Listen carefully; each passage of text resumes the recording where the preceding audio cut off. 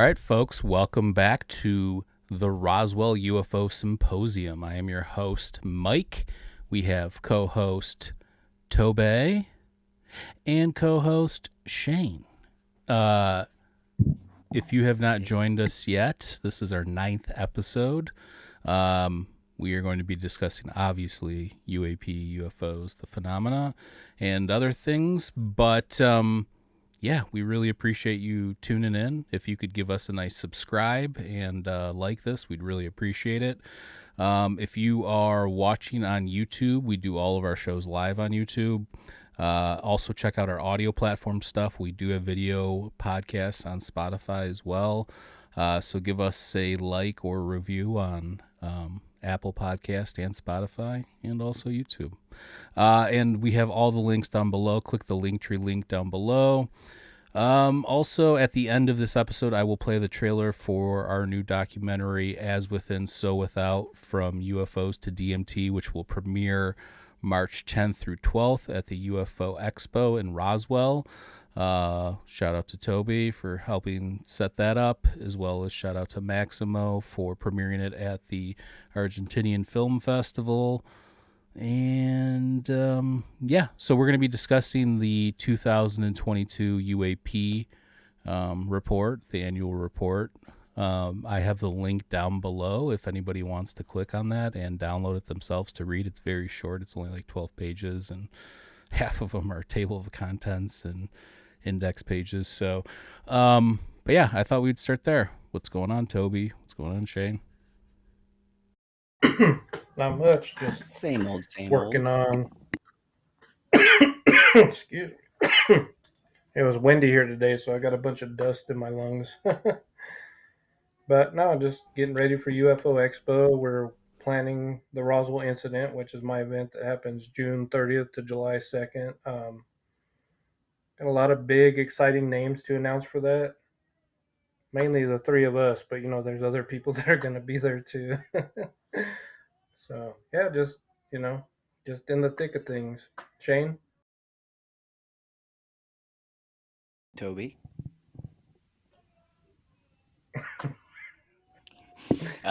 Same old.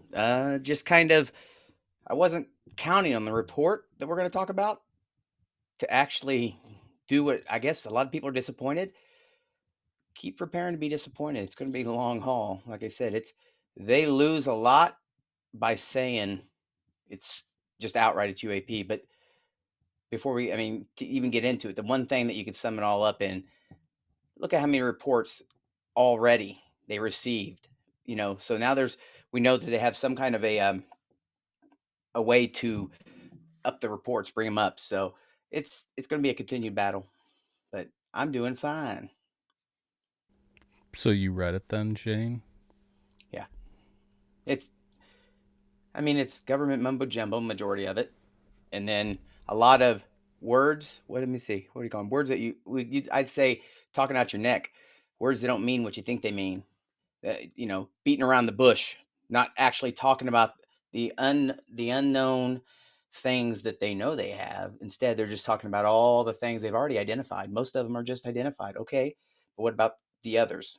And so that's what it's going to be a continued thing. So I love government reports. Doesn't everybody?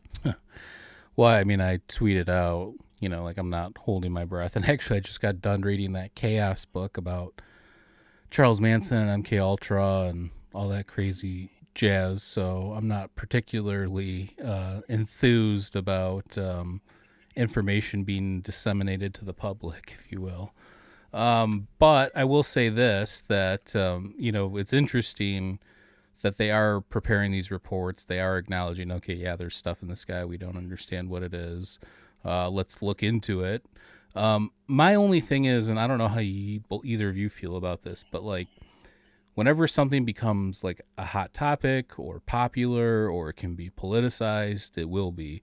So just because you have government people now talking about this or whatever, how many of them do you believe that are, or if there is any of them, are really after like truth on this topic, or if they're just doing what all of their, who they think their voters are voting for? You know what I'm saying? They're like, it's basically we're all lobbying to get answers about this one thing, but you can lobby anything to get answers about anything, if that makes sense. So I don't know how either of you feel about that. Yeah, I mean, I get what you're saying completely, and I agree with Shane. I think it's going to be a long ride until we actually start getting answers from the government, and that's why I think it's so important to keep doing what we're doing as citizens. Researching, filing FOIAs, just really diving into what's available, because I feel like at the end of the day, the government is going to keep pushing this out year after year.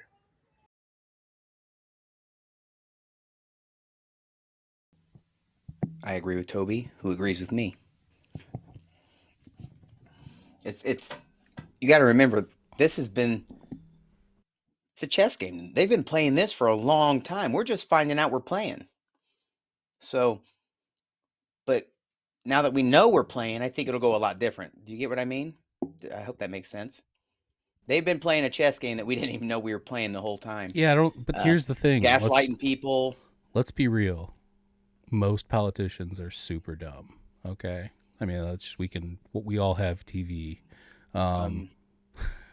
No, not That's the truth, and there's no a lot of it, dude. Look, politicians are in it for one thing: to get reelected. They don't give a shit about you, veterans, anything like that. I can tell you that because I've screamed from the top of mountains about what's going on in the VA, veterans dying in droves, suicides, to Patty Murray, to all kinds of them. They don't give a shit. They'll give a shit when it's time for them to look good. So if they're going to have a re-election and they realize, oh, this will get me points, that's going to matter. Only time that really affects them is if it hits them. If they're an experiencer, we need more freaking elected officials that are experiencers, that aren't, I shouldn't say batshit crazy, but know how to speak about the topic. But also, Yeah. I guess my point was, it just seems like, again, this is becoming a popular issue, which makes it, again, something that can become politicized, as opposed to these politicians who are super interested in this topic to begin with, and then they want to really look into it. I could maybe see, to your point, Shane, you're saying more experiencers in there. I could see maybe people that are elected officials that have been in the military, that have witnessed things they can't explain, that could, obviously speak to this. But again, how many, day-to-day pedestrian civilian type people, are thinking about this, talking about this, trying to push this through. So I thought that how was do we change that? Well, you keep doing what you're doing. I mean, everybody plays their part. I mean, I'm not a activist. We have all those activists on UFO Twitter. I'm not one of those people, but I do your thing. I want to know if there is anything in there. I'll pay attention. That doesn't mean that that's my thing, or I'm going to go do that, but I respect, everybody playing their part to find out whatever the truth is, whatever that may be. So if it's filling out FOIAs, cool. If it's, you're an experiencer, it's talking about experiencers, or like you, Shane, holding Twitter spaces and sharing people's experiences and your experiences and stuff like that. Like, I think that there's a lot of ways you can go about this. And I think it's just offering, a format and a place for people to have these conversations and not feel silly or weird or whatever, which is what we've all kind of been doing, right? Do it on both Mind Escape and this podcast. Shane, you do it on Twitter Spaces. Toby, you do it at the newspaper and when you interview all those people and stuff. So I think it's just, we got to keep doing what we're doing. You do have, again, I don't fill out FOIAs or write Congress people or whatever. I'll leave that up to the people that want to do that stuff. I have more of a philosophical approach to this topic, and that's my whole part of this. So, yeah. I wanted to say hello to our super fan, Chase. Thank you for being here, Chase. Shout out to Chase. Not as good at me at Call of Duty, but he's pretty good, folks. We gotta hand him that. Found out, though, speaking of gaming, I'm going to start gaming a little more because I found out you can stream and fundraise for Wounded Warrior. You can tie that into it. So I want to do that. Oh, what? You can do like Call of Duty with like a Wounded Warrior project? No, you can play like any game and just add the streaming links and stuff to it. Like, yeah, I mean, there's Twitch and all that kind of stuff. Absolutely. Yeah, if you're Shane, you play Solitaire on Windows 95. That's my newest system, dude. That's why we're late usually, because on time Mike is always on time, and then of course Who's my on time technical. tonight? Who's on time tonight? I don't know. Hey Who's Chase, on man, time I don't know tonight? what. Tell Chase that he needs to text me sometime, man. I feel like he doesn't even like me anymore. Chase has gone. Chase has gone full Xbox, bro. Actually, you do, Chase. If you're watching this, which I know you are, you need to text me tonight because I want to ask you a question. It's private. Whoa. Don't take the bait. It's Don't getting take weird. it. He wants to know how much you're slanging those frogs for. Hey, you like? Wait, let me show you. Do you like my background now? Set up. I forgot I had all this stuff. Yeah, it looks good.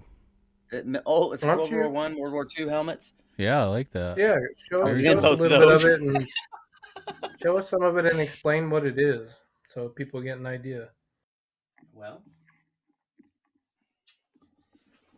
this is going to be. This is your one, I think. World War I, World War II. It's the Doughboy helmet. You can't even hear me. And that's going to be your typical, just your, I guess you'd say your woodland camo. That's the ones actually I wore when I got in, and they just swapped out to the nice ones. I'm pretty old, but just a bunch of old antique gear I enjoy having. And that's my jacket. Oh, shit. That's my flight jacket, actually, from Iraq. That's kind of cool. And my camera equipment. Oh, man, my camera equipment. I'd be a horrible weather person. Yeah, and a horrible Vanna White as well. Yeah, actually, I'm Thought he was a pretty chance of horrible podcast meatball. host, so pretty horrible podcast host, so we're all good. So yeah. So, but I do have the report here. I will pull it up. Let's look through a little bit of it here.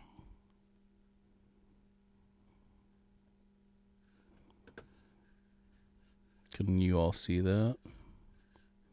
I see my name stamped on the front. Yeah, I was gonna say, let me get our names off of there. There. I thought I wrote it. You might as well have, bro. So cover page just says the Office of the Director of National Intelligence, 2022 Annual Report on the Unidentified Aerial Phenomena. Let's go to page 2. At the bottom it says, unclassified, dun dun dun. All right. Now we have a table of contents, executive summary. I love how there's a table of contents. There's only 12 pages on the entire thing. Executive summary, page 2. Scope and assumptions, page 3. Scope, page 3. Assumption, page 3. Governmental changes to manage UAP issues. 4. Establishment of the All Domain Anomaly Resolution Office, or AARO, which I'm sure you might have seen that acronym on UFO Twitter recently. Page 4. ODNI, office or the office or the Department of National Intelligence, coordinating with the AARO, the multi-agency partners, seeking opportunities to assist in collection, reporting, and analysis of UAP incidents with the intel community. Page 5. Continued reporting and robust analysis are providing better fidelity on UAP events, but many cases remain unsolved. That's page 5. Page 5 also for UAP reporting, partnerships and collaborations. And then page 6, you get to flight safety concerns and health implications, which... Hey, real quick, let's skip to those. Just skip to the other shit. And I'll say that you just said it right there. Many are unidentified still to this day. Now, let me ask you a question. Anyone that's paying any attention at all. I guess Shane's just going to cut me off. Go ahead, Shane. Yeah, I'm going to cut you off. No one wants to hear the damn table of contents, Mike. Well, I'm reading what's in the report, bro, but go on. I know, but anyway, to bring that up, the unidentified, the United States government is telling you they have stuff they can't figure out. That alone should worry people. Doesn't matter if it's UAPs. That means someone's upping us. So that's why I needed to say that. Now go ahead. But yeah, skip ahead, man. No one wants to hear this table of contents shit. They're up dogging us. Yeah, they're up dog. So yeah, this is the summary, and it just says executive summary: unidentified aerial phenomena reporting is increasing, enabling a greater awareness of the airspace and increased opportunity to resolve UAP events. In addition to the 144 UAP reports covered during the 17 years of the UAP reporting included in the Office of the Director of Naval Intelligence, ODNI, preliminary assessment, there have been 247 new reports and another 119, that have either been discovered or reported during the preliminary time period. So this totals 510 UAP reports as of August 30th, 2022. Additional information is provided in the classified version of this report. So as Chase, I think, put in the comments, there's an extra 250-ish UAP reports compared to the report that came out last year. If you're interested in the one that came out last year to compare, Mind Escape, Maurice and I did a walkthrough of that whole report if you're interested in checking that out on the Mind Escape podcast. But so there's roughly 250 new unsolved sightings. Anything you want to add, Shane? Toby? No, I was just going to say that I know, like even a summary of the summary, like 26 were characterized as drones and drone-like devices, 163 were balloons and similar objects, 6 were attributed to clutter, such as birds, weather events, plastic bags, and airborne debris. I say that, 6, right? Julian, what the hell's his Barnes, wrote that article. Shitty article, Julian Barnes, by the way, because apparently you said a whole lot of them was airborne debris and stuff. So 6 of those. Good reporting there, buddy. Go ahead. Yeah, he got honeypotted, I think, or something. But then hold on before you go on. And then he has the nuts to come out and say he was vindicated with the report. I'm like, are you kidding me, dude? You said exactly what they told you to say. And that was even off from what they had to publish. So, he was characterizing that the vast majority were plastic bags, birds, weather events. 6 were attributed to that. Well, and we know that a lot of these alphabet agencies have people in all of the, whether it be newspapers, TV, media, you name it, that they're in there. So if he's given this information and he thought that it was credible, it probably wasn't. So. Yeah, and it's also about the people you take in, like Christopher Sharp, Liberation Times. I've got very few people on, I guess, my Twitter notifications, him, UFO Joe, just different people that I know delve into this in a way that they actually don't just take what the government says. They do some research. They get sources, and sources are important too. I know people freak out. Oh, it's from an anonymous. You can't get stuff leaked without that because that's just the way it works. Yeah, I mean, good point. And again, I'll point out that, we appreciate, obviously, everybody, the people, the advocates, the people lobbying for this, also all the top dogs that are trying to push this information out. I mean, look, at the end of the day, I'm always skeptical of all of the government and information coming from these sectors, only because you read enough books, you understand how this stuff goes down throughout history. At the end of the day, though, I want to know what we do have or what knowledge we do have. I'm always interested in that. So yeah, I mean, we need the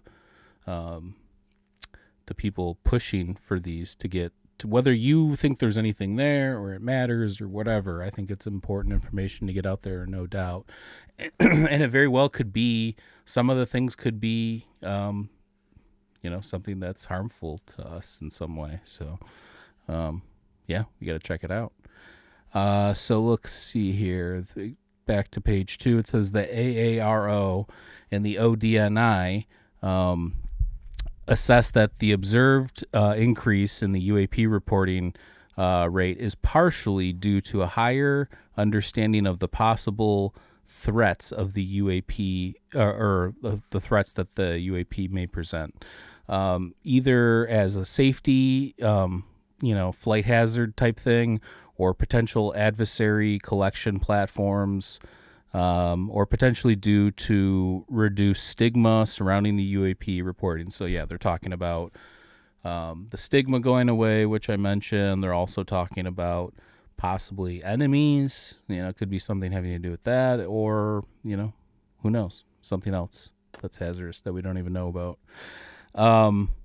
The establishment of the Department of Defense and the DoD All Domain Anomaly Resolution Office, AARO, should facilitate more coordinated UAP efforts, resulting in a greater attribution of UAP. While limited data on the UAP continues to be a challenge, the establishment of the AARO, with its broad scope of authorities and responsibilities, as is replacement of the Unidentified Aerial Phenomenon Task Force. So basically, is this correct, Shane, that the AARO is replacing the UAPTF?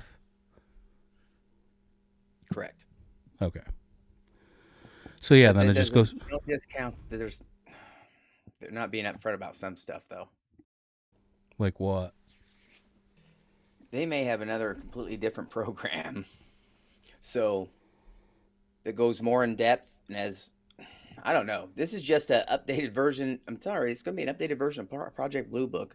They're not stupid enough to play the old game. They'll say some stuff isn't, but they're going to fight every bit of it. So there's probably an actual program with actual scientists that they know the unknown, right? That there is unknown, that they're focusing on them for our advantage. Do you get what I mean? And on the other end of that, so what they do is they'll use the AARO to release to us like Project Blue Book, right? The minimal, the shit that they identified, not the unidentified. Do you get what I mean? While they have another task force that's completely working on the unidentified, may have some things going on. Yeah, I was watching. I think it was the Joe Rogan episode with Andrew Santino.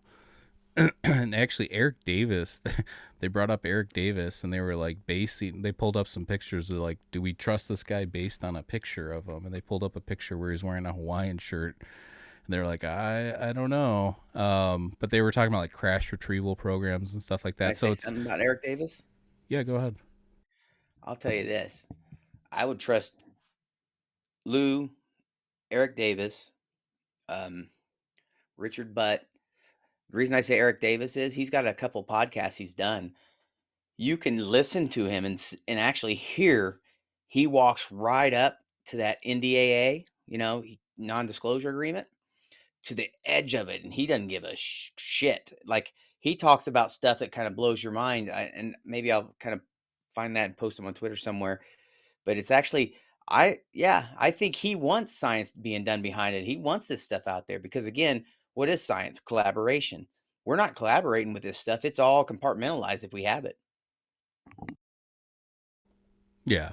No, I was just pointing that out to people that like that kind of stuff. I mean, I personally, I think that you were asking like, how do we get more people interested? And it's like, if you have people like Joe Rogan talking about it, and I've come to peace with this in the sense that like, Rogan's not going to get it right, or he hasn't read all the articles or the research or whatever. But if he mentions it on a show, it's going to become like a trending thing, So like, for instance, he always has like psychedelic people on his show. Now, does he know all the latest research and studies? No, he knows like his own personal experiences that he's had, and he always brings up John Marco Allegro's Sacred Mushroom and the Cross and Jesus was a mushroom, and like none of that stuff's like legit, to people that actually know what's up with ancient psychedelic use. But nonetheless, him just talking about that stuff brings more eyes to the topic, and then hopefully those people are doing a little bit more research and digging. So you know what I'm saying? Yeah, but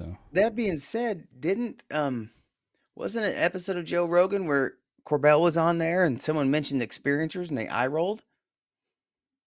So I don't know, but I will I say think it this: was, and Rogan was wearing a Saucer Co. sweatshirt on the that's all last right. episode. I need to be on Rogan so we can look at an experiencer in the eyes. Yeah, because it was that. I'm pretty sure it was Rogan. I was kind of like, what? Somebody mentioned that experiencers, people like Bledsoe or whatever, and they both eye rolled. I think is what I was like. Wait, what the hell I was mean, that? he's had Travis Walton on. He's had Ryan Graves and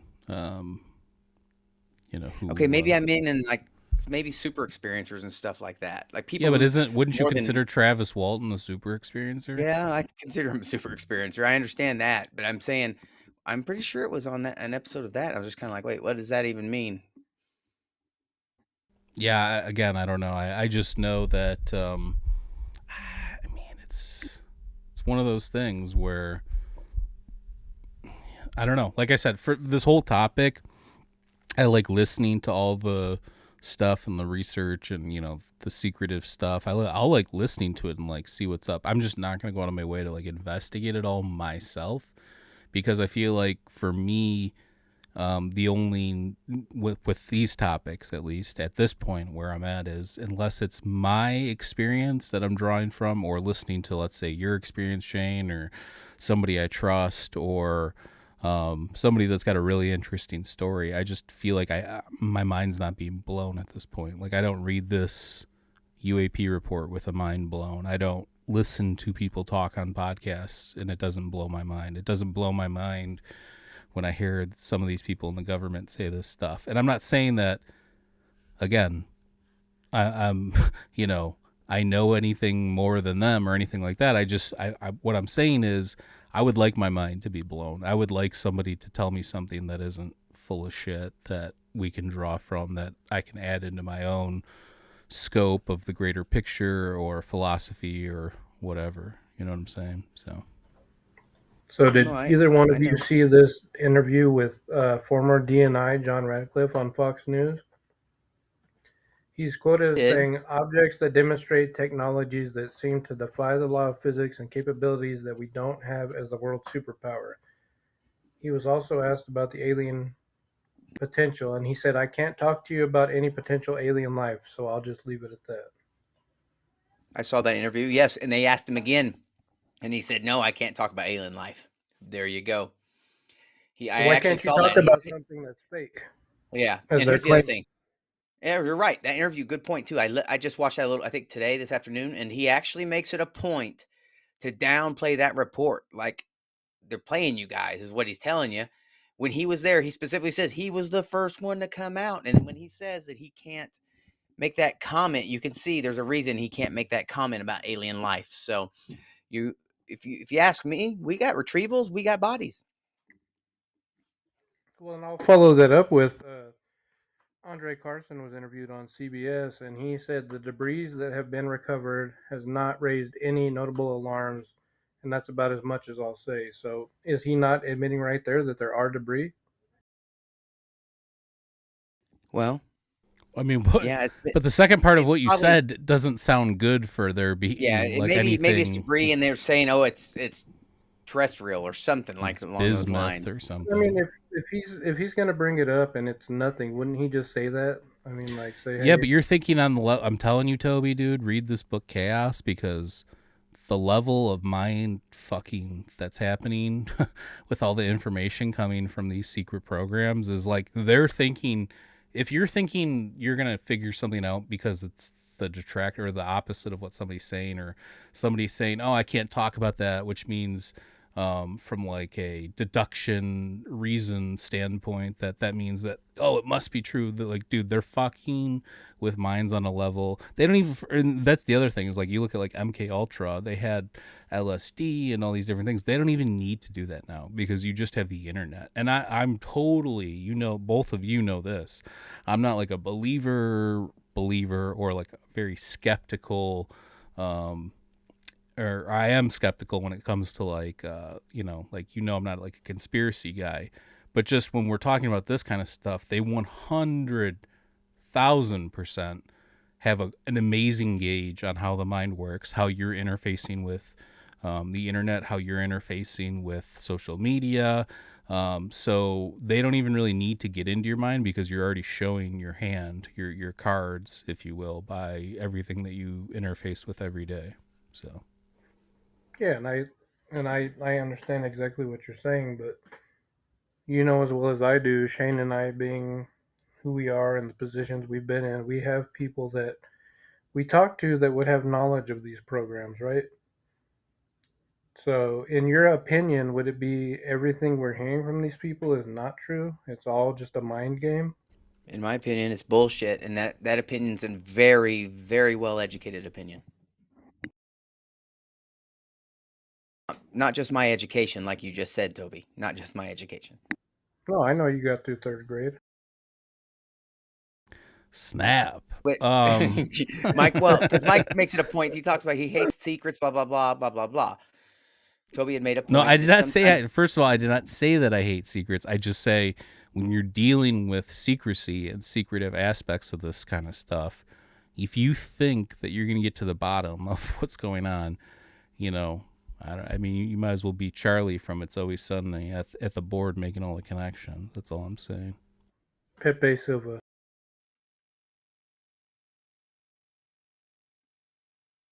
whatever, dude. I don't want to hear it. I'm telling you right now, you're probably a gray.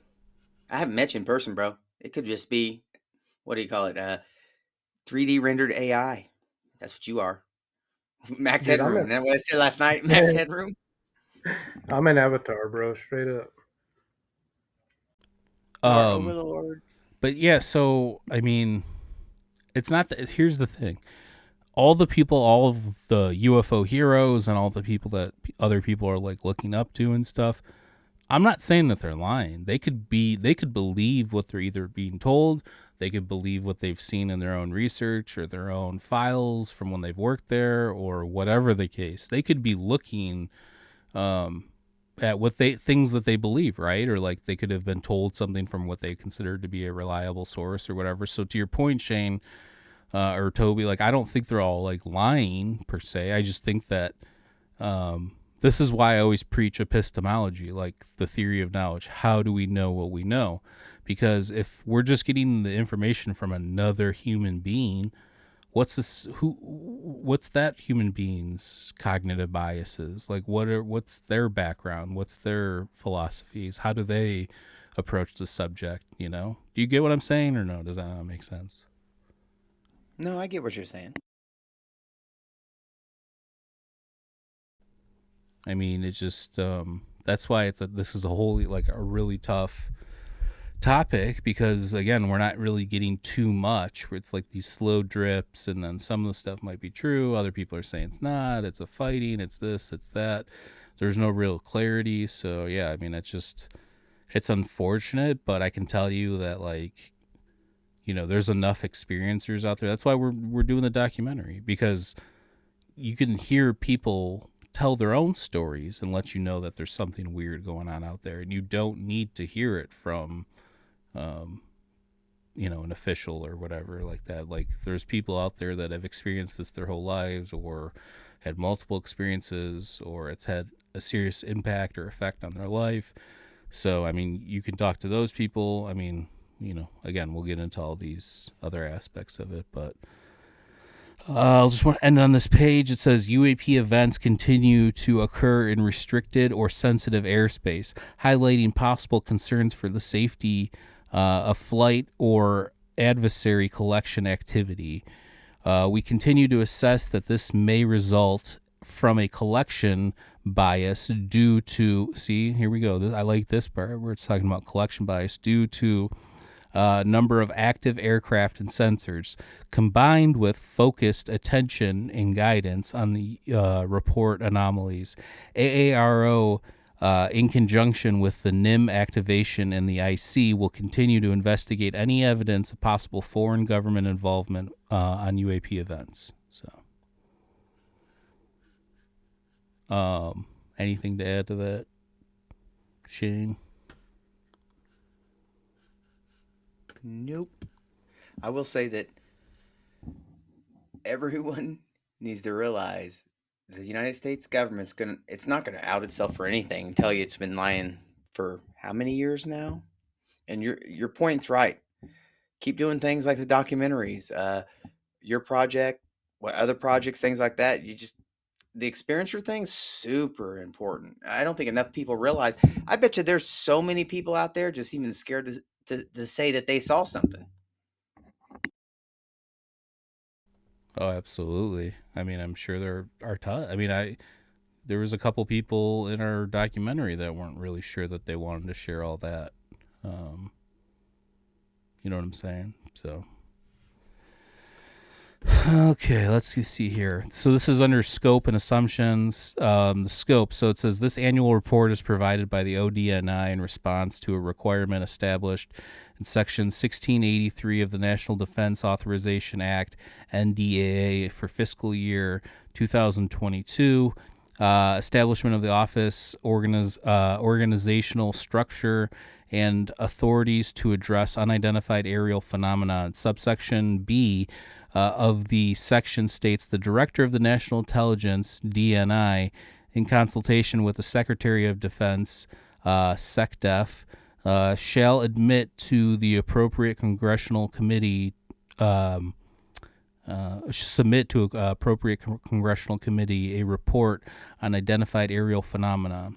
In addition to responding to the required elements declined in the NDAA, this report details the establishment and coordinating efforts between the ODNI and the newly created DoD AARO. This report provides an overview for policymakers of UAP that have been reported, published June 25th, 2021. So that was the report that came out.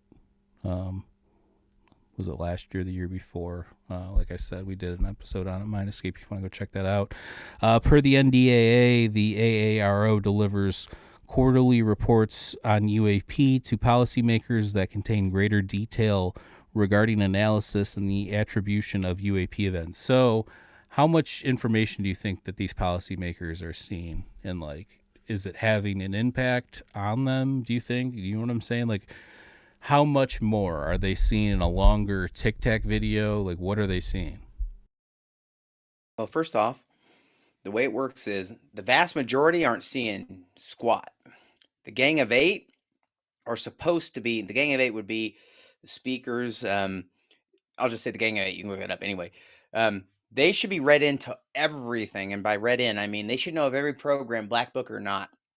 Because the way this works is all programs are supposed to be held accountable, which checks and balances, United States government, that type of thing.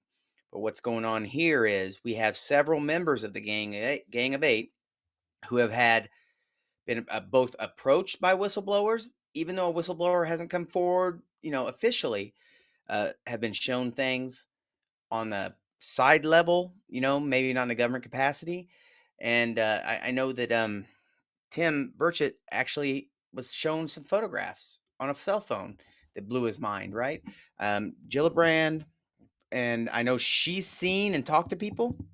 So, yeah. So, yeah, it is. Let's see here. Okay, it says this report was drafted by the ODNI's NIM Aviation. I think I said NIM Activation earlier. It's NIM Aviation in conjecture with the AARO. It includes input from the Under Secretary of Defense for Intelligence and Security, the Defense Intelligence Agency, DIA, the Federal Bureau of Investigation, FBI, the National Reconnaissance Office, NRO, the National Geospatial Intelligence Agency, NGA, the National Security Agency, NSA, the Army, the Navy, the U.S. Marine Corps, the United States Air Force, the Federal Aviation Administration, the National Aeronautics and Space Administration, Aeronautics and Space Administration, NASA, the National Oceanographic, I don't even know, I can't read that word, Oceanographic and Atmospheric Administration, NOAA, the Department of Energy, DOE, let's see here, and the ODNI, National Counterintelligence and Security Center, and the National Intelligence Council. So those are all the agencies that are contributing to this information. Shane, so like, people talk about the Air Force, obviously being tied to that, but then, so what's the deal, do you think? Because some people will say, no, the Navy knows the most, and other people will be like, no, no, no, no, the Air Force knows the most about this. Who do you think knows the most out of all the branches? Well, who's trying their hardest, fighting the hardest? I'll tell you, it wasn't the Navy, it was the Air Force. The Air Force from the get-go has been the one that's been in charge of this, so they've had a head start. Navy may be up to par kind of on some things, because if you don't know what USOs are, unidentified submerged objects, that's a thing, and it's a very real possibility. That's why we don't see them. But one second. So the Air Force, I know when this all first started cascading, they really fought this, but there's a reason. So from the time this, like I just said, this has started, they've been the lead on this. So between the Condon Report, Blue Book, which was Grudge, Blue Book, and then Sign, right? They had files, lots of files that were destroyed. You don't destroy files that are fake, right? So par for the course. All right. We should send you back in there. Put your bomber jacket on. We'll send you on an intel project. Shane goes to Washington. I'm doing it. You already said it. And now I'm going. I'm taking my camera. I'm going. All he wears now is a top hat and a monocle. Yeah. So here this says, this is the assumptions part. It says multiple factors affect the observation or detection of UAP, such as weather, illumination, atmospheric effects, accurate interpretation of sensor data, regarding review of analysis of UAP events. ODNI and AARO operate under the assumption that UAP reports are derived from the observer's accurate recollection of the event, and the sensors are generally operate correct, or these sensors generally operate correctly and capture the real data to allow initial assessments. However, ODNI and AARO acknowledge that there are a select number of UAP incidents that could be attributed to sensor irregularities or variances, such as operator or equipment error. So that one goes out to Mick West at the bottom. So yeah, I mean, that's basically just saying, there's plasma, there's ball lightning, there's weird, sun dogs and anomalous events out there. Some of those, have been properly classified, but there's still a bunch that haven't been properly classified. They have no idea what they are. So yeah.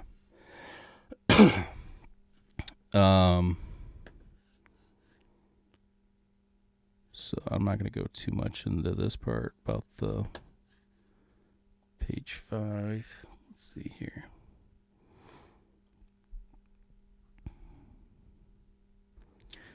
So yeah, it says, since its establishment in July 2022, the AARO has formulated and started to leverage a robust analytic process against identified UAP reporting. Once completed, AARO's final analytic findings will be available in their quarterly reports to policymakers. AARO's initial analysis and characterization of the 366 newly identified reports, informed by a multi-agency process, judged more than half as exhibiting unremarkable characteristics. So it says 26 characterized as unarmed aircraft system, UAS or UAS-like entities. 163 characterized as balloon or balloon-like entities, and 6 attributed to clutter. I don't know what clutter means, but here he goes. It says the initial characterization does not mean positively resolved or unidentified. The initial characterization better enables AARO and the ODNI to efficiently and effectively leverage resources against the remaining 171 uncharacterized and attributed UAP reports. Some of these uncharacterized UAP appear to have demonstrated unusual flight characteristics or performance capabilities and require further analysis. So again, basic UAP UFO stuff. It's basically just saying, yeah, we're able to identify some of these things, but there's a bunch of them that we still have no idea what they are.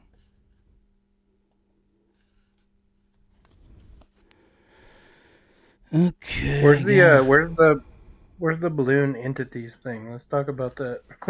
I just read. That's what I just read. Oh, okay. But that doesn't mean balloon entities. It just means that they're here. I'll go back to it.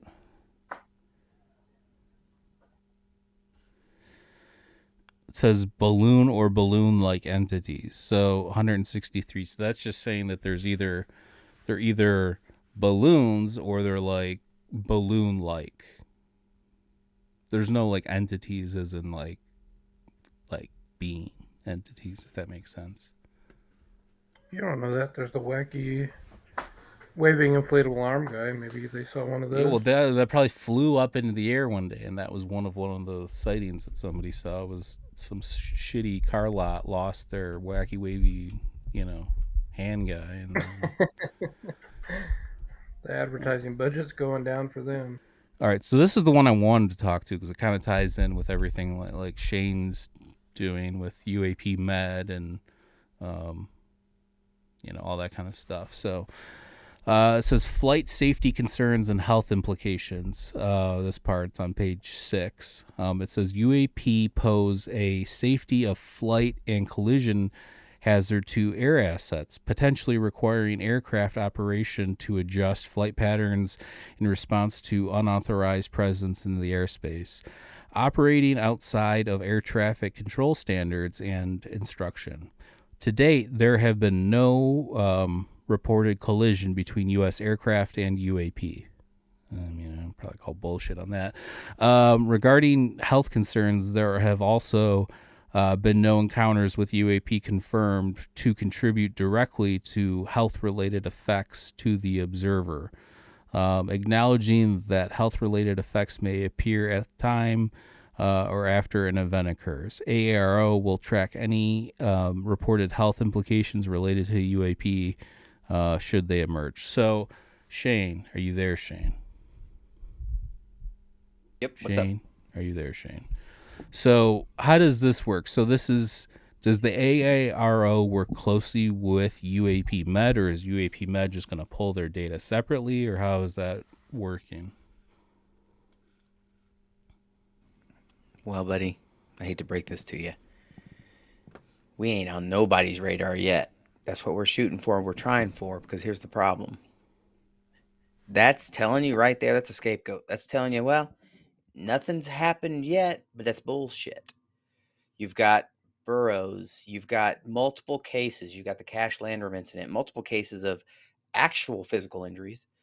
You have the whole woo side of, say, downloads, but let's also say you have just with the veterans alone, let's say the fighter pilots encounter said things, even if they don't run into them, PTSD, that's a thing. So if that's a thing in the military, that's a thing in the civilian world. And that's what UAP Med's kind of about. It's kind of to let just the doctors and mental health professionals know it's legit. We're not even really trying to give we know what's going on. And the problem is right now, it's kind of a mental health crisis. I mean, seriously, if you think about it, a lot of people can't and won't handle it well. Who do you go to? And if you go to them and you say stuff, it comes back completely different. It comes out wrong. And then it's a diagnosis, or it's used against you in so many different ways, So this is actually trying to skirt it, saying, well, because there's no crashes yet, or that they're saying. But there's psychological effects, there's physical effects, and there's no one to report them to get help with them. I mean, it shouldn't be a crapshoot to find a doctor or a mental health professional that will take you seriously if you have had a mental health or from an incident, but it is. And I know people kind of say, well, there are some that take it seriously. That's not good enough. There are some. So people are supposed to, when they're in a fragile state or they're hurt, call around. This is a United States government issue, and you would think they would have a whole branch that was just dedicated to the research, the effects, and medical care. Because again, regardless of what people think, it's not a matter of belief. Something's here. I know it. We all know it that's on this program. We can debate how much and what it is all day long. What no one is talking about, and what bothers me, because I'm dealing with it now. There are symptoms of PTSD from experiences. There are other effects, and not being able to dump the woo to people, because you can still go and talk about seeing a UFO, I suppose. But a lot of us know it gets more in depth than that. When you start talking like that to doctors, it's a whole different freaking story. So UAP Med's just letting them know, hey, just listen, there's something going on that we don't understand. While this is telling us, because it bothers me as of now. And I know that Alex Dietrich had made a comment when we were doing that space for UAP Med. She had commented to Deb, I think, was it about the double mastectomy she had because of the cancer. Uh, and she had made a comment because of the incident, there needs to be more data collection like that. That would piss me off individually. That, yeah, it may be nothing, but they need to be collecting all those incidents, and maybe there's something there, but they're not. And it was cool that she actually pointed that out, because I hadn't thought about it. So this is a completely, I can't even believe I have to. It's like, I guess this is what going in for mental health care was back in the day when there wasn't any, if you're a veteran, when they called it shell shock and shit, right? Same thing. Now there's this whole other issue no one will take seriously, and it's a nasty issue. So I guess that's what we keep doing, what we're doing, I suppose. Oh, and I agree 100%. I know John Burroughs, and I've talked to him about, he couldn't access his own medical records because they were classified. Like, I want anybody listening to think about that. If you went to the doctor and wanted your medical records, you can get them, right? So if you go and request that and they're saying, oh, you can't see those, they're classified, you're going to wonder what the hell happened. Like, what is so mysterious in there that you can't hear about it? What do you think about that, Shane? I'll tell you that's the thing. And here's the other thing. He was awarded service connection from that incident. Do you know what that means? The United States government's paying him, duly so, a disability check, basically, is what service connection is, for injuries received during that incident. That's what John McCain got involved for, because he was struggling and there's no help for us. There's none. So that's a good point bringing him up. He had to fight this battle on his own, John McCain. No help for anybody like that. Not just veterans.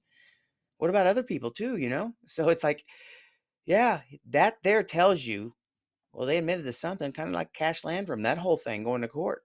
So I don't know. I don't know. This people keep putting their head in the sand for this stuff, but some of it's getting wild.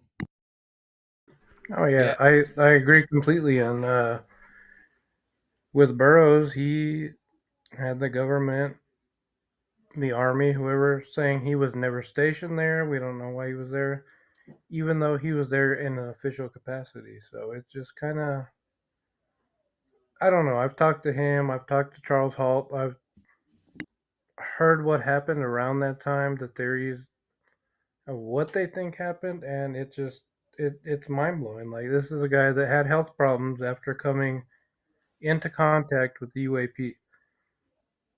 Yeah, well, wasn't And it Salas with where was it? They shut off the nukes. Maelstrom, right? Maelstrom, yeah, Maelstrom, right? Well, same thing. Lots of people saw that, but guess what? There's apparently, there's no. They're saying the opposite. Documentation. They're always going to release the minimum and tell you what they can and can't. Why would the United States government want to tell the very people who pay them, "Hey guys, somebody just popped in, turned our nukes off. We don't know who, why, how. We can't even stop them." Keep sending those paying those taxes though. First, that's a for sure way to get a riot. Am I right? Oh yeah, I agree completely. Because then you can use that as a talking point, like, hey, we need more funding. We have these things coming into our airspace. Approve this gigantic defense budget so we can stop it. But They're walking like a line between where they don't want to use that as that, and they kind of do. So I had a Right. point to. Go ahead. So you're talking about real people in the military that, and Shane, you've been in the military, you had a tough time getting your benefits, vets, the VA, all that kind of stuff, getting, healthcare, all that kind of stuff. So those are real. You were obviously in a real war, and there's real damage being done psychologically and physically. What's so with the UAP med though, and this UAP report, what makes you think, or what gives you hope that that would even be acknowledged? Because if they're not even willing to acknowledge it or fix it about you know our own military, which is supposedly our Gives me our, hope. yeah, but I'm saying, so do you get what I'm saying though? Like they're not even No, I acknowledging that know. about like I real understand that. real people But I'm with going to answer your real question, scenarios. rhetorical Like or what? not. Okay, go ahead. What gives me hope right now? Because you're right. That's pretty. The report's a nothing burger for a reason, and most people be down. What gives me hope's not that report or anyone writing that goddamn report.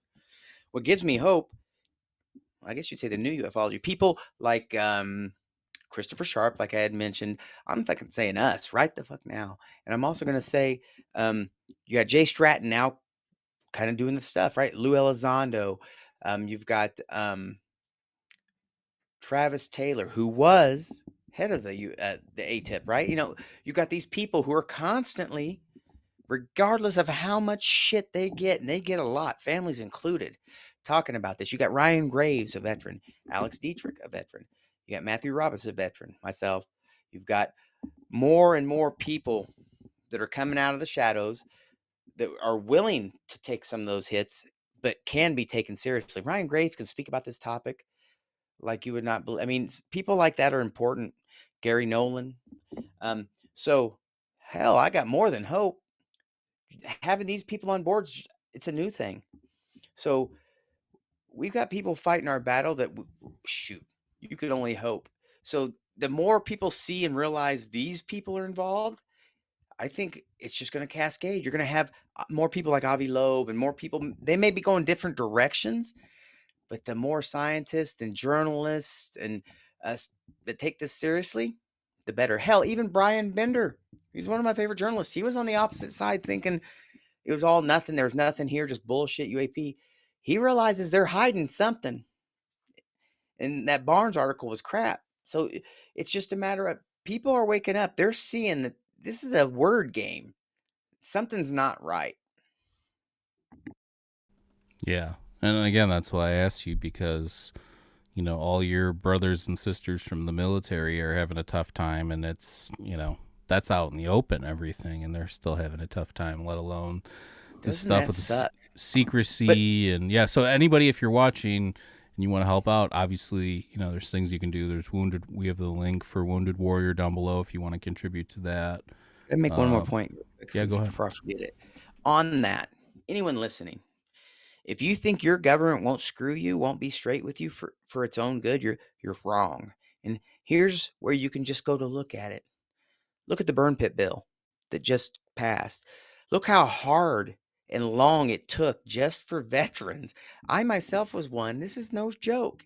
When I was in Pakistan, one of my jobs as the lowest ranking individual at the time was to burn 50,000-gallon jet fuel bladders of fuel. They'd have just a couple thousand gallons left because we'd have to cut them up. No safety equipment. 100 yards from our, I guess our work shack, right? And nothing. I did it. No big deal. We had congressmen fighting that type of shit because for a long time the government didn't want to say, the DOD, yeah, we were exposing these guys, we were doing this stuff. It's a battle that's always been fought. So if you don't think they'll do that to you, look what they'll do to the very people that give them blood. So civilian population, wake up. We need to start writing them. And it's not about doing stupid stuff. It's about the verbalization. It's about um, reaching out. And when you talk to people, the way you talk to people, it's about campaigns of writing letters to your senators and it's all these things that are going to have to go forward in the future, and more people are going to come forward and talk about it, because I can't see right now how there's less people. In my mind, there's probably way more people that have seen some stuff, and they're so worried about either not being taken seriously, or just being laughed at, or being locked up and stuff. So I don't know. Just look at the Phoenix incident. That when that happened, wasn't it the governor of the state who mocked everybody that saw it, and he was an actual witness, came forward later? Yeah. Fife Five or Symington. something his name was. Yeah. Fife Symington.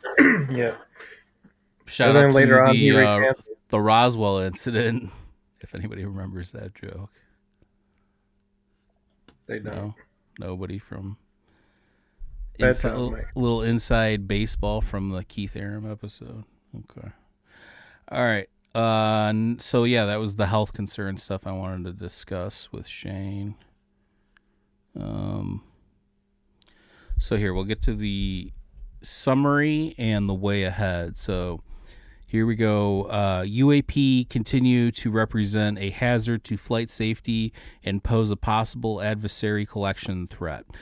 Since the publication of the ODNI preliminary assessment on June 2021, UAP reporting has increased, partially due to concerted effort to destigmatize the topic of UAP and instead recognize the potential risks that it poses as both safety of flight hazard and potential adversarial activity.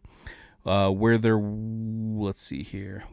were previously 144 UAP reports covered during the 17 years of the UAP reporting included in the ODNI preliminary assessment of UAP, there have been 247 more UAP reports during the 17 months since. Combined with another 119 reports either discovered or reported late that fell within the original 17-year period but were not included in the preliminary assessment. A total of 510 UAP reports are currently cataloged. So 510 is a lot. And, you always hear the thing most people say, which is, people that are somewhat realistic about this, like 90 to 99% of the sightings are going to be BS or explainable, but there's always that 1 to 5% that always remain unexplainable. So, let's see here. AARO has been established at the DoD focal point for UAP in an effort to gain fidelity on the nature of UAP and the possible link or the possible risk the UAP represent. Congress required the establishment of a central office for all UAP matters in the FY 2022 NDAA. The office formally began operational as the AARO under the USD I&S in July 2022. The AARO is the single focal point of all DoD UAP efforts, leading a whole government approach to coordinate UAP collection, reporting, and analysis efforts throughout the DoD, IC, and beyond. And these include other government agencies not in the intelligence community, as well as foreign allies and partners of the United States. Let's see here. Coordinated efforts between the DoD and the IC and other government agencies to collect and report UAP events have resulted in increased data sets spanning multiple security domains. The AARO, in coordination with the IC, focused on identifying solutions to manage and alleviate the resulting data problem, including the intake, indexing, visualization, the analysis of the cooperative UAP prosecution activities will likely result in the greater awareness of objects in and across the air, space, and maritime domains, as well as the nature and origins of UAP in the future. the establishment of the AARO and application of the AARO's new analytic process to this detailed reporting will increase resolution of UAP events. So that's basically just saying all of these reports and all the 247 new cases or whatever, they're all being, supposedly this is all being open and honest conversation between all these departments, is where in the past there could be an argument that all that stuff was compartmentalized, or just the Air Force had this and just the Navy had that, and vice versa, and the CIA, whatever you want to call. So any thoughts on any of that, guys?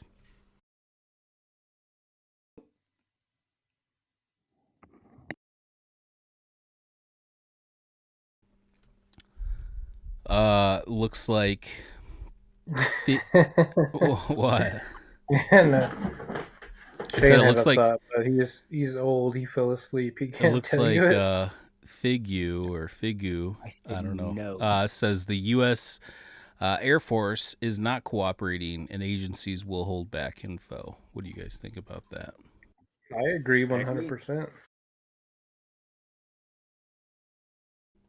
I think I Shane also agree, knows. I think because this I think test- Shane I think Shane is a plant. Shane actually is in some sort of secret Air Force command. Some sort of, what's the Air Force's Delta Force thing? Do they have one? No, they had the pararescuemen, Like TAC telling you, Ps, and they have combat weather as well as combat rescue. Or no. Yeah, I think that's right, combat rescue. So they have their own special forces. We don't want to get into here because there's different tiers within the special forces, and they're not at the top of that. Let's just say that they're still special forces, but we got some Delta and some crazy stuff at the top. We don't want to get in there because then I'll start wanting to chew on some bullets and shit. I go crazy. Ooh, chewing on the bullets. let's break it down. Shane's part of the Gravy Seals meal team. And I will say, and we all know it. there's proof I'm not a plant. Would a plant shit between two cars? No. That was a mountain lion. Mountain lion. A plant Mountain would, lion. bro. Do you know what plants do? It was a mountain lion. Dude, that's Thank God the Roswell Daily Record put this out on Facebook. does a plant shit between two cars? And the answer is yes. Oh, wait. Many plants do. Wait. We need to thank on that.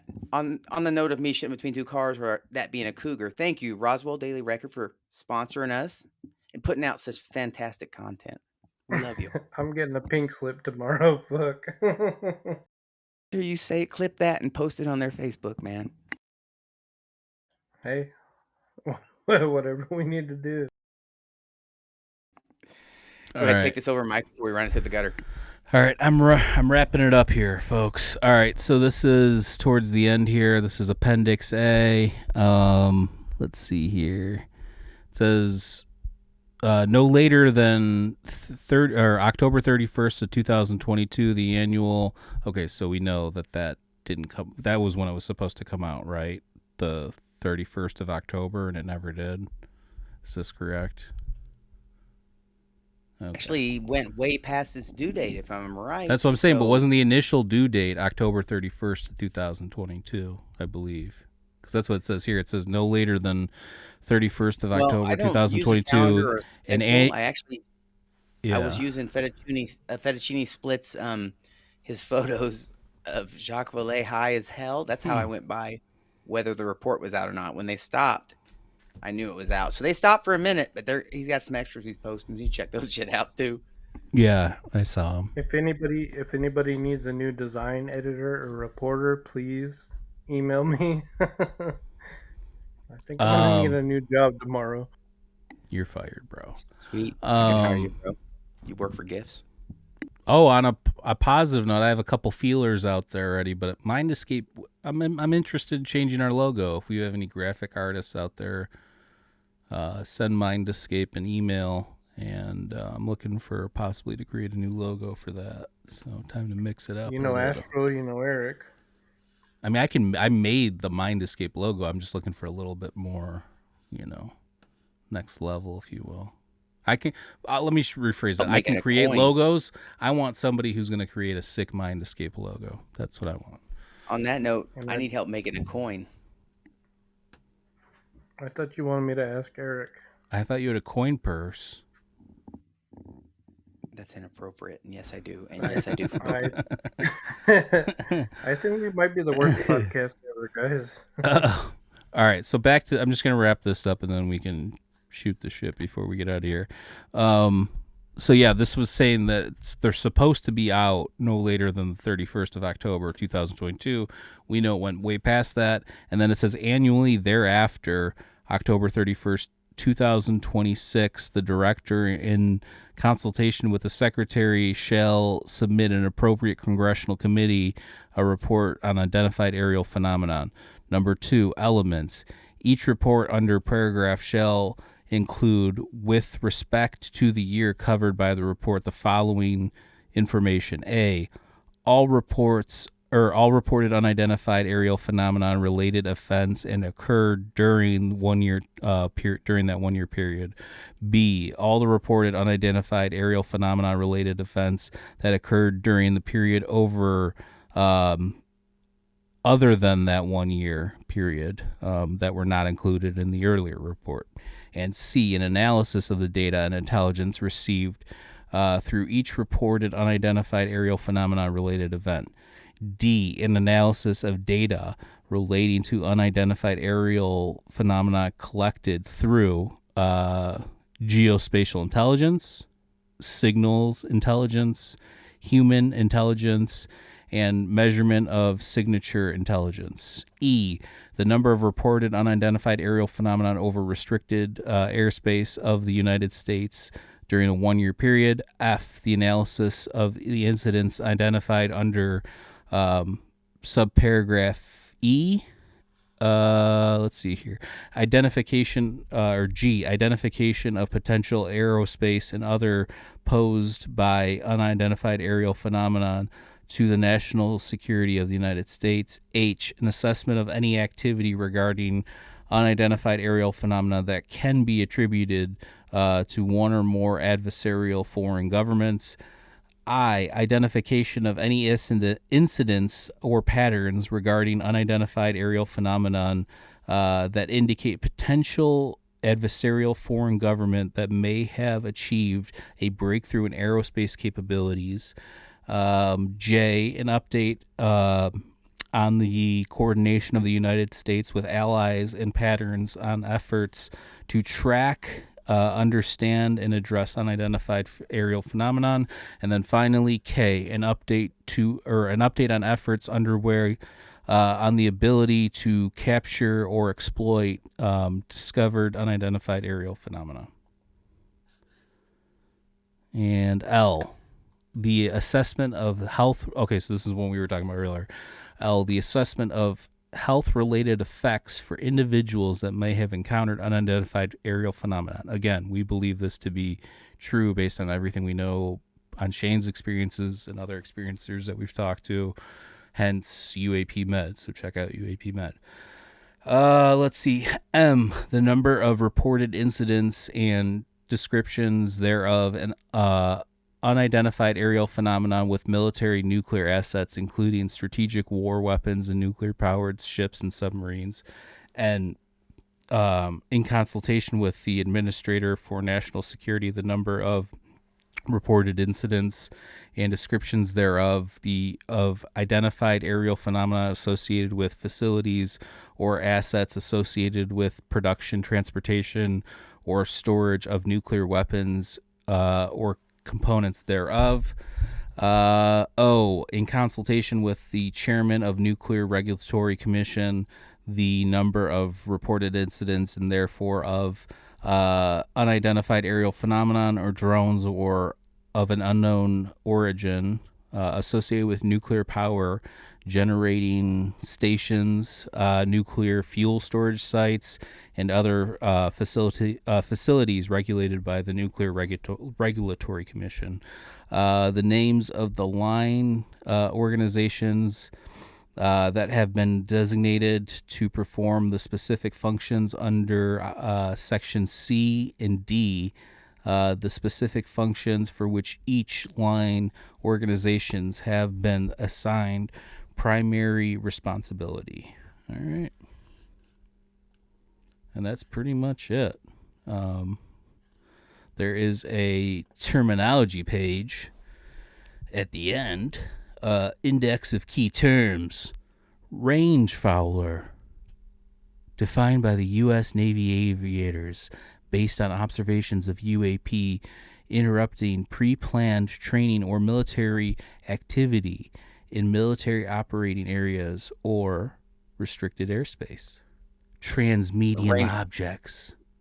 A range file report's just if you're doing training and something happens to interrupt said training, you have to file anything in the military. You have to file a report.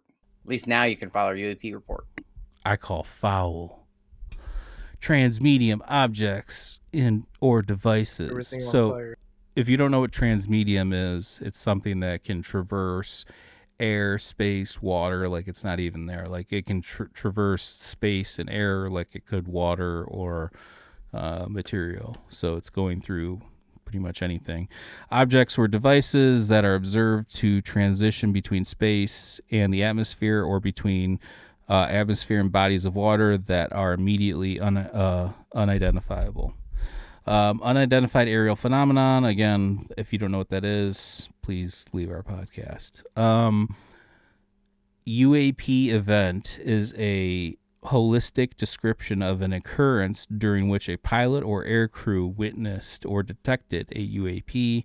UAP incident is a specific part of the event. And UAP report. The documentation of UAP event to include verified chains of custody and basic information as of time, date, location, and description of UAP. UAP reports include range fowler reports and other reporting. That is it. I am taking this off the screen, so hopefully Shane and Toby are on their best behaviors. And let me put my clothes back on. So that was it. That's the report. I have the link down below if anybody wants to click on it and download it, read through it. And again, if you're interested to compare it to, Maurice and I did one on Mind Escape last year, so you can find the UAP report from last year on there where we talk about it and go through it all. So Last year. yeah, last year, bro. Last year. Is it just me or does Shane look like the guy from the GIF? Hello, fellow children. Hello, fellow kids. Why do you guys always make fun of me? Why? Isn't it obvious? It is, but I'm asking you why. I mean, I'm not. Actually, I don't even mind. It doesn't bother me least. Because, I mean, look. I only started grandmother making makes fun of me. you. You brought Toby into the mix, and he Let's started be honest, guys. making fun of you. I'm like, oh, okay, I'll start making fun There's of a you too. reason memes about me, people coming at me. Nothing bothers me when people make fun of me. I'm pretty sure anybody could figure it out. I mean, I literally lived in a gutter for a minute. So, I mean, you could say whatever that. you do to make Too old fun to of me, I remember. probably did something in real life so much worse. Yeah, you could say that about all three of us. You could say that about all three. If you've seen Mike's discs, that would make anybody crumble. That cares about shit. So yeah, but it didn't really matter though. How's everybody in here? Hello to Tara. I'll shout out sign to those Tara. papers for you. Apparently, she did Tara's not Tara's divorce my wife, Shane. soon to be mistress. She did not Cooler divorce part Shane of the duo. on the last Mind Escape episode. We thought we were gonna have a Mind Escape first, a real divorce, but we didn't. No, not yet. I'm slow walking it because she's my sugar mama. So I got. Dude, I saw that steak she was that. making you, bro. I think you're messing up, bro. I think you better reel it back in, dog. That's all I gotta say. No, she cooked it good. The meat sucked. We got it from. Well, I don't want to talk about it. Well, anyway, the meat kind of was just a little bit off. So He didn't anyway, get it from Walmart. thank you for being here, Tara. This is the live divorce episode, actually. So, but no, thank you for being here. I still love you. You're just an asshole. Goes for everybody in So here. we're gonna My family. You're not assholes. see you but I and love you. Tara at Contact, My right? wife's just the asshole. Yeah, actually, it's gonna be sick as hell. Me and Tara will be divorced. We'll be best buddies, living together at the hotel. But no, we'll be at the hotel there at Contact in the Desert. Toby's gonna be there with his wife, so it'll be so much fun. Yep. Me and Maxine will be there. It should be fun. And then they'll also be shooting their episode of Wife Swap that same weekend at Contact in the Desert. I would Probably. never do that to my We don't wife. want to get in. We don't want to get in that stuff. Talking about that kind of crazy stuff. Not what I know from some events. Let's keep moving. This is a family show. No, it's No, it's not at all. Let me ask you this, Mike. Yeah. yeah. Come on, Mike. How excited are you about your doc getting out? What's up? How excited are you about your documentary coming out? Yeah, I'm really excited. I feel like I'm more excited than you because I'm like, dude, I'm in a documentary. No, it's just I'm tired. I mean, Maury sends me the cut, and then I got to go through and make all the notes, and between that, doing the 2 podcasts, working, taking care of my son, it's just like a whole thing. Just tired, worn out, but it's all good. It's cool to be in something that's either a moving picture that isn't a wanted for me, like someone, hey, have you seen this guy? So no, I think it's going to be. silly as I mean, it sounds. you've seen a couple little parts of it. The only people who have seen part of it are both you and Toby, and then Chris Wolford's seen The weirdest part about all this his is, part. as shitty as my experience was, it led me to the best people in my life, right? Shout out Open Eye. You guys, Jesus, Astral, bro. Chase, all my family in the here now supporting me. To Elizon, all these people that I've met, Richard Butt, Shannon, Rob. By the way, guys, I actually have several other podcasts you should check out. Mind Escape is amazing. I co-host every now and again, produce on that. Also on Military Witness to UAP, I'm also a co-host. So if you need a co-host for a podcast, I've got lots more time apparently. So shout out. And I will say that Toby is freaking amazing. A lot of the stuff that Toby does is behind the scenes, so he doesn't get a lot of the shout outs. No one follow RD Incident. Is that what it is, Toby, on Twitter? You need to follow it. RDR. It's fart D RDR. fart. RDR Incident. All I know him as Tobaby. Let me just say this. Most of the shit behind the scenes that he does is actually amazes the hell out of me. The people he knows, the conversation he has, the projects he can set up. Yeah, I can't do stuff like that. I can mess things up like that, but that's about it. So I appreciate both of you. You're assholes. I appreciate you guys too. You're my assholes, I suppose. And I mean, I can do what both of you do and more, but I appreciate both of you. I really you're do. such a Oh, okay. That was good though. Send the emails I did earlier. Yeah. I just kind of. I already did, bro. I already copied them and resent them the proper way. Yeah, Richard Butt's a real person. He's a friend of mine, actually. Called me, and he's a good dude. Called me on Christmas. What are you Big talking butt. about? Shout out, Richard Butt. Somebody in the comments. Oh, I saw. Never mind. I'm like, why are you bringing that? No, I'm actually, like, look. I wouldn't want to know. Is Butt Richard. Well, I wouldn't want to know it even if I did, because if you talk to people, if you have 2 different names, sometimes you mess up. I wouldn't want to know shit like that. All I know is he reached out to me at a time that I needed help because I was going through my experience, and I was bad then. Him and Sean. So, oh shit, I just did that. Oh shit. Fuck. That's why you don't get 2 different names, guys. So I'm not gonna say anything else. Just end the episode now. No, that's no. not Let's talk about what just happened. No, we don't want to talk about what just happened. Let's keep moving. Keep moving. Let's just know that I'm alive because of Richard Butt, Louis Elizondo, some other people. No, but yeah, the documentary is looking really good. I mean, it's like 3.5 hours right now, so we do need to cut a lot of it away still. But thank God I filmed 10 times because we got it finally, and that's my fault. That's my fault. Yeah, but you know what I like is great, but having you guys go through that only benefits me and my project, and because you said you guys would help, and I'd like you to be a part of. That's what that camera's for. And I went ahead and got the reason I got the lens that I got was I talked to Charlie Paris. That's Astral's best buddy, actually. I think they had Christmas together. But anyway, he was telling me that as far as movies type thing, because that's what I'm really into. And I'm going to get a telephoto for the IR capabilities later for the UAP. I want to do film documentaries type stuff. So it's cool to have you guys able to help your cousin. And it's super awesome to have Toby who actually greases the wheels. Read that as dirty as you want. Someone's gonna do it. No, yeah, No, no, we it's all good stuff. I mean, like I said, we've got a lot of cool stuff. You know, we've got the documentary, we've got Roswell UFO Expo, Toby's, festival. Was it June 30th through July 2nd? you The don't even know Roswell the name incident. of it, do you? The Roswell Oh, you incident. do. Okay. Okay. What do you mean? I know everything. But yeah, so those are all going to be awesome, and I know Toby's looking for people to help out and contribute and stuff. So if you're interested in helping with the film festival in any way, whether you want to submit a film or you know people that want to help or you live in the area or whatever and just want to contribute in some way, please send an email. You can click the Linktree link down below and then send us an email to Roswell UFO Symposium at gmail.com. Hey, Figu, you should be following Richard Butt. Definitely.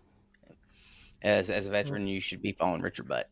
I'll tell you that there's very few people I trust when they come out with information and stuff like that. And if they say stuff on Twitter, he's one of them. So Lou, him, and same reason, like you know, that kind of thing. So you should be following him. And I'll say you should also be following Toby and Mike. Definitely be following me. Definitely. Don't follow me. My wife said crickets. No, honestly though, Yeah. honestly, we have some big filming things that are coming up. We're going to be super busy in March, and July is going to be just off the chain as far as what we're doing. You guys know what I'm talking about. It's going to be amazing. We're going to be doing some crazy things, and the hope is we'll all be in Argentina this year. Argentina, sorry. I can't pronounce it right. For the next Not edition of the all of us film festival. alive. Toby gets Well, off the I plane. only He's like, got I declare this place Argentina. I only made it through second grade, bro. Look, Toby's right though. And I mean, I if know that's true, bro, you are. They should study you if that's really true. I don't know if it is. They did. They sent me back. I'll tell you this, Toby's right though. We got a lot of projects and a lot of them coming up that can be done, and I'm working on some just here with what I say my studio, this type of stuff. I'm just learning some editing and stuff like that just for to do what we always talk about, like your documentary's doing. Putting experiencers in front of the camera, kind of, putting this topic out there for the mass media or mass audience. So I'm going to start making just kind of educational videos, not just me. And I mean, with supporting documents, things like that about the topic, UAPs, anomalous injuries, people that we think you should take seriously in the topic, as opposed to the whole hype and bullshit behind. So picture it this way. If you've seen The Basement Office, picture something like that, but not shit and not toxic, right? Toby's working on it too. So just look forward to that. Support and stuff like I mean, that. That's and all does we ask. anybody even really know what happens down in that basement? I mean, jeez. I don't know. Yeah. All I know is it I'm must be pretty sure I bad. can guess. Look, I don't know Steven. I'd like to get to know him because he may not be an asshole. Maybe his persona for the clicks, but his persona Dude's is an an asshole. asshole. I mean, the way he behaves is just like it's for the clicks, and he may not be. So, Steven, reach out. We'll have you on the podcast. We could talk. I'll come hang out. Let's go to Skinwalker, whatever. But I just don't get how communicating the way you do. I mean, I'm good, Does dude. anything. I'm here to talk about. I'm here to have my mind blown, not listen to Mick West too. Yeah, no doubt. He looks All I more know like is this. someone that would blow you than blow your mind. Whoa. Touche. Well, look, let me ask you guys this. Snap. Let's keep talking. This is going. So, who would you guys? I want each of you to tell me who you would follow or who you take seriously in this topic, and kind of give me little reasons why. Start with Mike. You son of a bitch. I don't. Now That's the what I'm saying. brave brother. Can I be honest? And this is just me being honest. Nobody really. I mean, initially, yeah, when I didn't know anything, Fair. a lot of people were, but nobody's blown. I want somebody to. I want somebody. I do. At the end of the day, I like all the philosophical stuff, the metaphysics connections. I get more blown away when I hear somebody like Andrew Gallimore talk about his book Alien Information Theory and the ability to maybe communicate with some other entity using psychoactive compounds. Like, that's real to me. That's science. That's philosophy. That's pushing the boundaries. Or like Avi Loeb or something like that. I guess Avi Loeb, maybe, if I had to pick somebody. That's cool. And not just because of the science stuff, but I've talked with him about like philosophy, and he understands like the science of philosophy and how you get, Have him back on. Yeah, we should definitely have him at least on this podcast. We should have him back on Mindscape too. But yeah, I'm waiting. Agreed. I'm waiting for somebody to blow my mind. If that's an invitation. So That's a fair answer, dude. That's a completely fair answer. Because look, go ahead, Toby. Then I'll explain mine. I mean, for me, it's Gary Nolan just because of the cancer research he's done. As someone who's lost multiple family members, including my father, to cancer, I just respect his research so much. And then for him to step up and study people that have been near UAP that have had adverse reactions to their health, I mean that's what we need. We need people like that, and I have nothing but admiration for him. Touche. Well, see, I can't sum it up to one. So I'm going to say I agree with what Mike was saying, because sometimes, as someone who, it's hard for people to understand, when I say I keep seeing them, they're still here. My wife sees them. Everybody sees them in my family, right? Not just for years now. So it's very hard to impress me. A lot of people, even as an experiencer, call bullshit on my own experiences. Even though I'm more open-minded to the fact that they do happen, it's still one of those things. My brain has a lot of trouble with that. But I will say that Richard Butt, Bob Pliskin, Lou Elizondo, Rob Shannon, as well as Diana Pasolka, Gary Nolan, absolutely, Ted Rowe. You guys, our brain trust, our little group, let's say Nora, John, all these different people, because the smartest people I know, I actually hang out with. You know how they say you want to be the smartest person in a room? It's hard with the people I hang out with. That's kind of cool, though. It makes for some super fun conversations.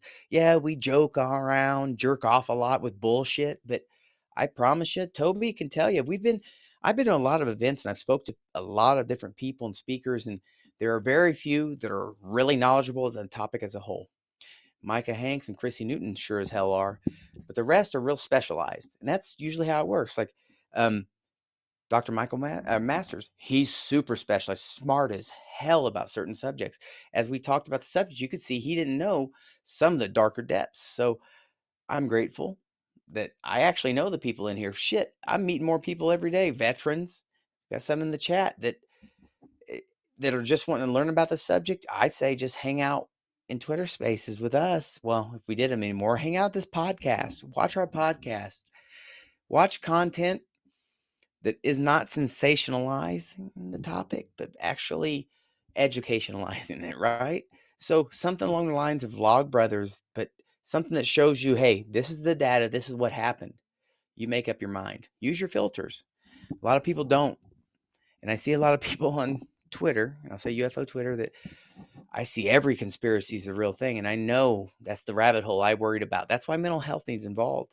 Because it sucks. There's no one to pull you back from that rabbit hole. And then when all these things are happening all at once. So I actually have to take breaks. I know my wife will be like, hey, you want to watch, let's say, for example, a UAP related movie. Man, I deal with it every day. I wonder if I'm going to see it today. And then I watch and read so much on it just for answering my own shit that I have to take breaks on. No, like off-duty hours. No joke. Is that not silly? I have off-duty hours for UAP, No, that so makes I can sense. spend Watch her show with her. I watched like whatever it is, Real Housewives Oh, of her my show's life, some or CW freaking teeny bopper yeah. shit. No, I mean, No, that I ain't don't. happening. I won't I'd do rather shoot CW, myself but in the I'll do balls. some. I'll do some Bravo or whatever that stuff is. Those reality shows. I'll I could watch. see Hey, you. What? bro, Yeah, I bet you do know what, I'm not Bravo a. by I'm not a yourself. drama. I'm not a drama guy, but I will. I will watch other people's drama. I will watch. It's like watching UFO Twitter. Hey, my I'll my watch wife just 90 said you Day guys are Fiance. I horrible don't on the care. podcast, and I'm pretty awesome in the comments. Apparently, you No, can't she just read because said that's my not what she husband's a said. dumbass. No, but I mean that makes sense. I mean, and for me, it's like I wasn't trying to sound like, oh, nobody's. It's just like I've read so No, I many wouldn't say books. nothing. Well, I've just read I so don't many. blame you. I know I'm explaining my position though. I've read so many books and talked to so many of my like heroes or people I look up to on these topics that at this point, some of my more prized or like cherished conversations or mind escape episodes have been with people that aren't even like really at the top of their research or whatever. It's like when I have Toby on and this guy's like doesn't do anything and I'm like, hey, wow, this guy really blew my mind, and no, I'm joking, but for real, I don't do anything. That's true. no, but for real, like I've really within this last year have come to this conclusion that people are people. If you go to school for an extra 5 or 10 years, cool. You probably know a lot more on that specific topic. But they're just people. They're not supernatural in their thinking or their abilities just because they go to school for an extra 10 years or whatever, or they get their PhD or master's or whatever.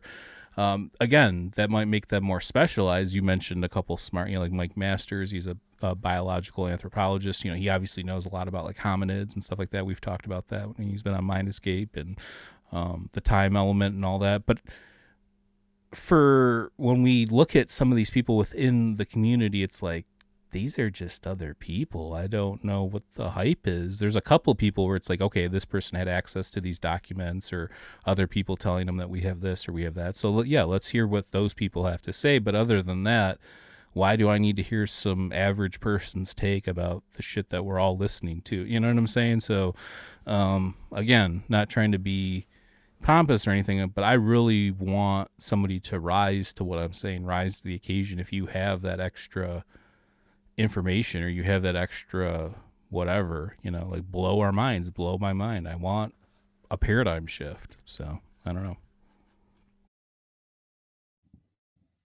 I get it. I totally get it. I mean,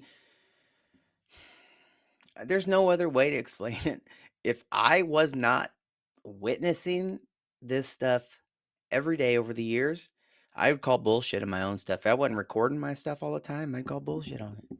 Like I said, I thought it was people for a long, long time because it made zero. I didn't know what UAPs were. Come on. I thought that was all. My great grandfather wrote in a book. He wrote his, I guess it was memoirs or biography about his life. World War II pilot in Korea. Twice he saw Foo Fighters. And I specifically, I felt guilt because I used to think he was crazier than a loon. So. Yeah.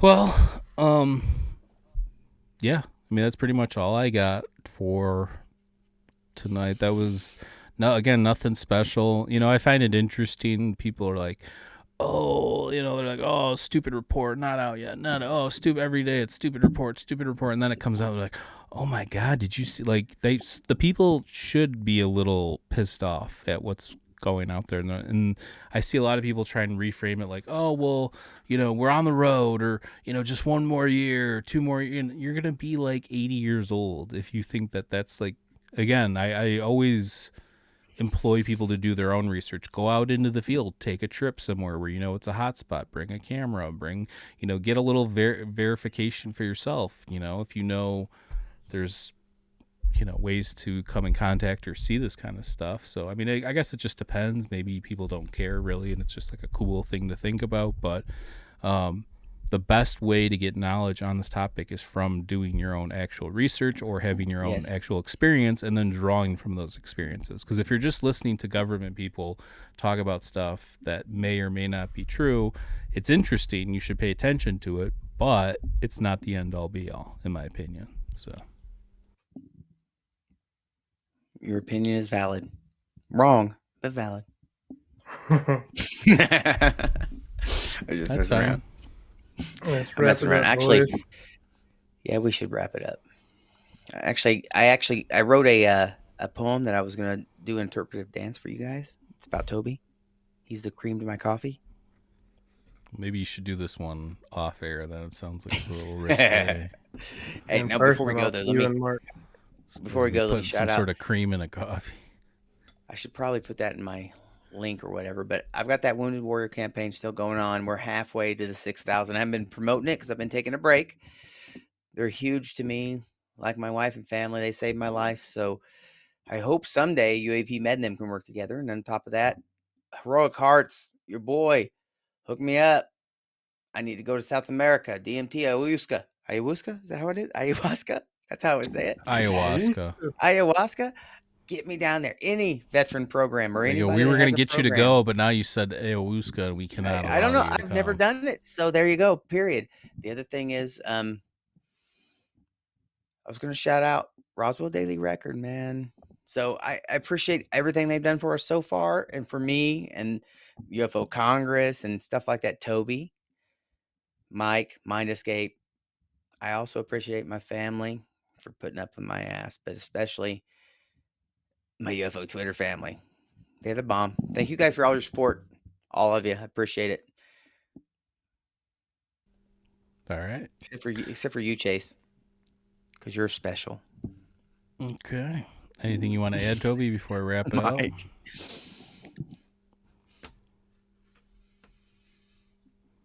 Oh yeah, shout out to you're muted, Toby, but Ruben Archuleta Jr. yeah. So, Toby's wife's son who passed away when he was younger. Yep. So, Shout out to shout him. out. But good vibes to you and shout out, man. Appreciate it. And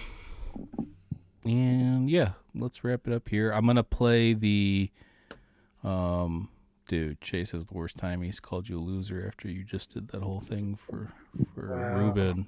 Jesus. That was a heart, wasn't it? He Mine already says made heart. fun of my dead dad. What else could he do? Mine shows a heart. Dude, Chase. I don't know what to do with him. All believe right, it's so I'm gonna play the Roswell or the Roswell. I'm gonna play the As Within, So Without from UFOs to DMT documentary trailer as we leave before we go. First of all, I just want to make the announcement: we are going to be doing these Roswell UFO Symposium episodes, at least one every Sunday night at 11 p.m. Eastern Time every Sunday night. Now that's I would just also like to add, go ahead. since you're saying that, we'll be doing that. I know you're going to say the rest, so I was going to say on top of that, I'm also going to be doing some just kind of on. Maybe if you guys want to join me, if you can, but I have time, so I'll be doing some of my own to cover news and updates as they occur, just so I can familiarize myself with the live stuff, so you don't have to do all that as well. Yeah, Shaven will start doing some live shorts for everybody to accompany his favorite show, Salute Your Shorts from Nickelodeon back in the day. That show was I fantastic. told you that, right? You knew that because I told you, or did you Yeah, just you guess did that? tell me. No, Okay. I actually I freaked me out do. for a I second. remote viewed your mind, but let's just move on because we don't have time Your for remote that. removed your pants. Yeah. Right, you're right. Closing time. Go. So if you are watching the Roswell UFO Symposium, which is live right now on our YouTube channel, please subscribe. And if you're watching, just go check out our audio stuff too, because we are on Apple Podcasts, Spotify. We have video episodes on Spotify too. So go check out all the audio podcast platforms. And if you are listening, please check out our YouTube channel. So it goes both ways on that. Please click the link tree down below that has all of our links to all of our social media stuff. And again, we have the documentary that's going to be premiering at the Roswell UFO Expo, March 10th through 12th, which is Tom Reed's event, and Toby is a big part of that and setting all that stuff up. So shout out to Toby. And One more thing. Go ahead. Bigu, there will be more spaces. I plan on, as a matter of fact, at least at a minimum, 1, hopefully 2 a week. And if I say 2 a week, because I'm going to have Chase hosting while I co-host some of these, and we'll be running the same rules that we usually do, so they're constructive type things. It's just, if anybody has hosted a space that you want to get done constructively, it can wear you out. That's why I don't do them a whole lot. So having Chase and me, and by the way, Chase, I need to tell you this on air. Not having you the other day to do, I guess, what you do was noticeable. Man, you're amazing what you do in those spaces. So I appreciate you, bro. I need you to know that, because that space was okay and it was constructive, but it wasn't a normal space because you weren't there doing your thing. So you should know that, even though I give you shit. All right, cool. All right, Chase. Shane loves you. He wants your help. Cool story. Back to wrapping it up. Click the Linktree link down below. It has all the links. Please check out the other podcast, Mind Escape, which is my other podcast I do. Shane co-hosts some of the episodes, and Toby has also been a guest on multiple episodes. Let's see here. Wounded Warrior links down below. I do have the link to the 2022 UAP report. Again, if you want to download that. And follow Shane at Old Vet Symposium on Twitter. Follow Toby at RDR Incident, and you can follow me at Mike Escape. And yeah, we should probably do some again too. We'll do some spaces maybe where I'll host it or co-host it from the Roswell account as well. You should definitely do some though on some of your topics. Yeah, we'll figure that out. Philosophy, things like that, right? Yeah, we'll figure that out. And I'm trying to think what else, but yeah, just click on all those links. We have the Mind Escape link tree. We have the Roswell UFO Symposium link tree. And again, Toby's event is a film festival, which will be June 30th through July 2nd. It's called the Roswell UFO Incident, or the Roswell Incident.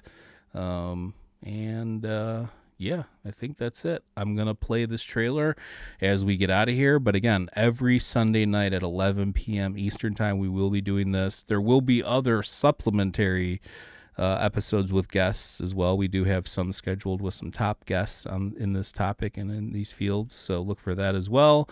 But listen, we love everybody. Stay safe out there, and we'll catch you next time. Peace.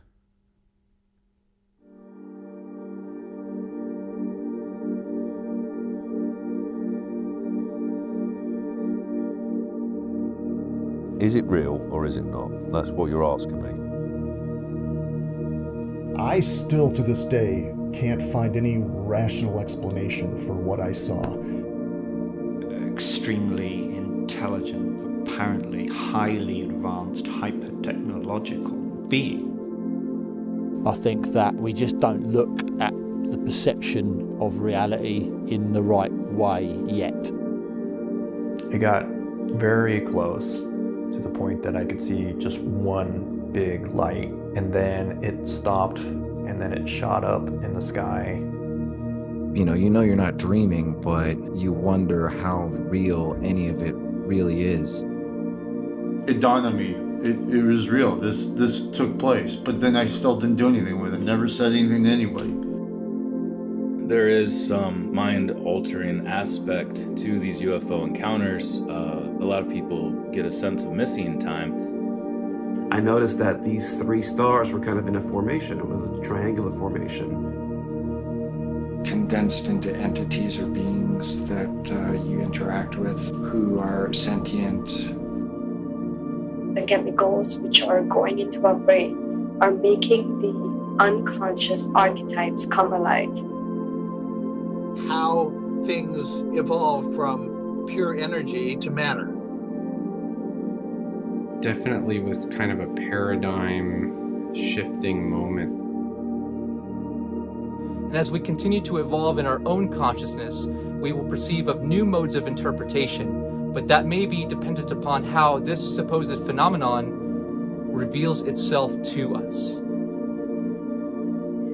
I'm not sure why we discredit the human experience when it's not in alignment with our current belief system. It's important to consider that, one, we don't really understand what our minds do under the influence of psychedelics. They all attest to the reality of some other realm. You call it the paranormal, doesn't matter what you call it, spiritual realm, supernatural, metaphysical, doesn't matter. The fact that we're essentially vibrating energy in a sense, and that when this experience is over, that particular energy transforms and doesn't die because it can't die, fills me with a lot of comfort that there is something else after this so-called here and now. They show you how much of your reality is subjective and fragile and capable of being influenced by a psychedelic drug. Coming from a scientific background, you come up with explanations that range from geomagnetic to atmospheric to something that's physical in nature. There's a lot more out there that we don't know than we do know. So the entire system, the human body, is effectively a stimulation response machine. I think something's here. I don't know what it is. I don't know where it's from. It could be extraterrestrials. Until it made a full rotation and then it just hit an insane speed and just shot up straight into the atmosphere.